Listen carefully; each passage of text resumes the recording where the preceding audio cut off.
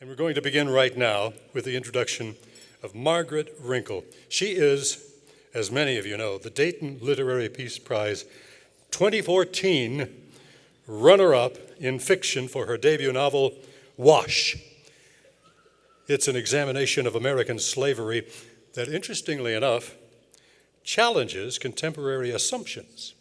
She's a native of Birmingham, Alabama, a filmmaker, educator, visual artist, and Yale University graduate. She co-created the award-winning documentary Broken Ground about the racial divide in her historically conflicted hometown that was featured on NPR's Morning Edition and was a winner of the Council on Foundations Film Festival. Ladies and gentlemen, welcome to our stage, Margaret Wrinkle.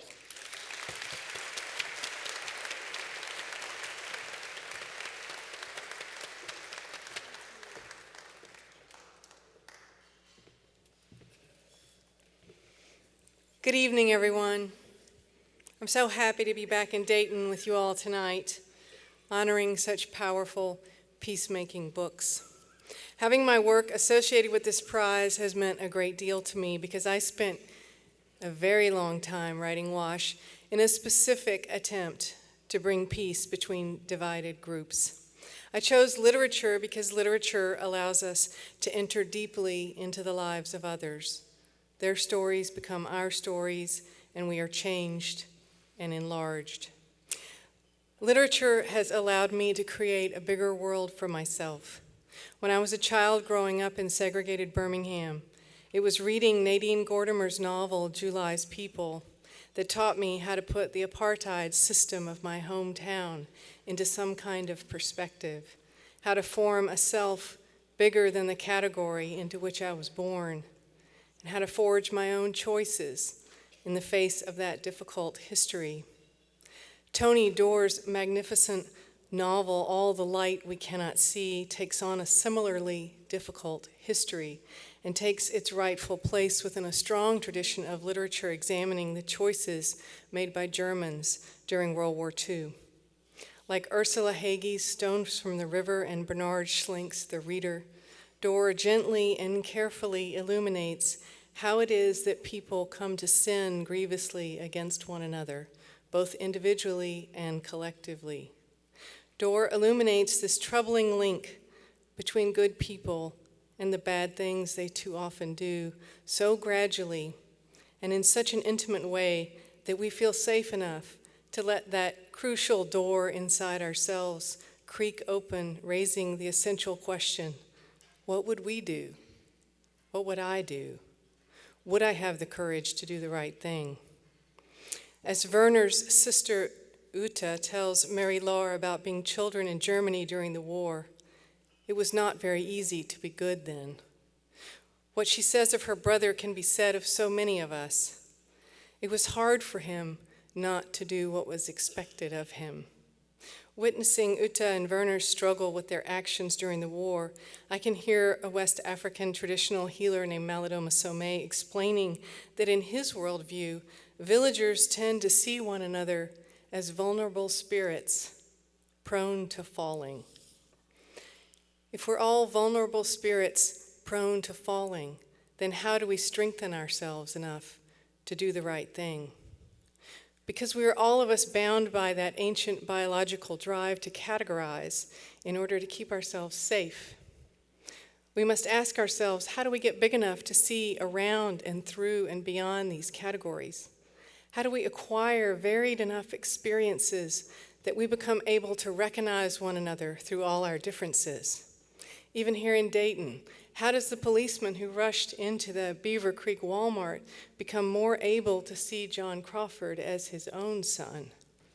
There are some things you just cannot know about yourself until you have faced them.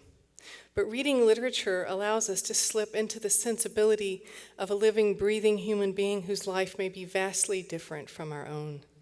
And reading literature allows us to approach these difficult moments to confront our vast capacity to fail one another, to sin against one another by abusing whatever power we may have been given or gained on our own.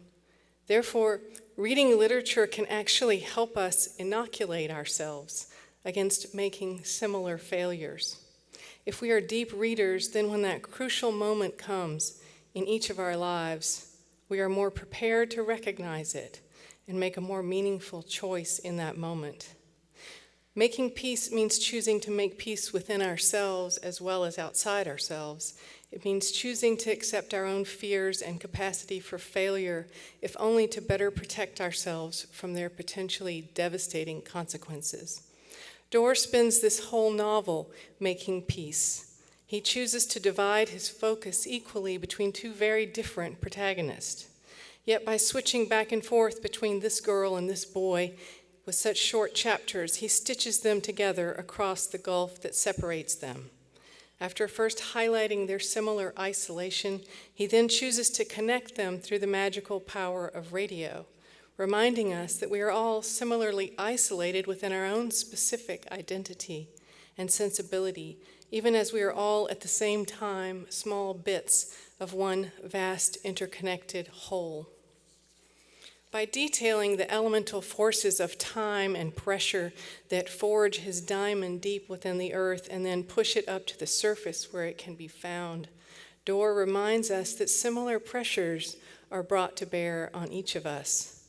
And while we are not at all in charge of which forces are brought to bear on us and with what intensity, we can choose how we respond. Sometimes these forces are so large that we do not always have the choice of whether to be transformed or crushed. But Doerr reminds us that we can make a difference with even the smallest act. For me, his most unforgettable character is Frederick.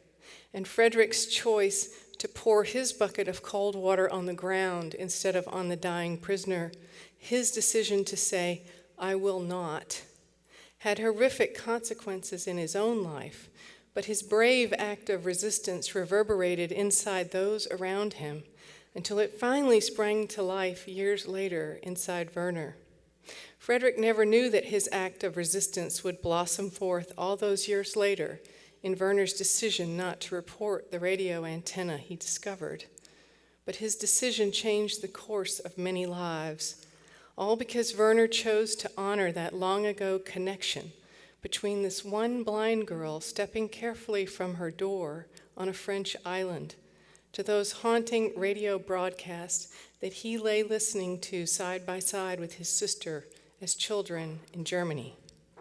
I'm grateful for this gorgeous novel's reminder that everything we do matters, and I'm so pleased to see it honored as this year's fiction runner-up for the Dayton Literary Peace Prize. Thank you.